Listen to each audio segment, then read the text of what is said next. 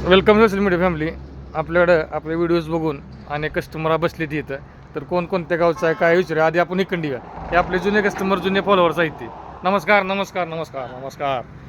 कसं काय, बरं आहे ना आपलं? नक्की आवडलं ना? तर हे मायनीचे आहेत, त्यामुळे ह्यांची ओळख सांगायची आवश्यकता नाही. आपल्या चांगल्या ओळखीचे आहेत ती. गाडी इकडे फिरूया आपण. इकडचं एक कस्टमर बघितलं का वाटत असेल तर बघितलं का? आहे कसं आहे गडी? कुठल्या गावचं आहे ते म्हणलं? हा, कराडचं आहे.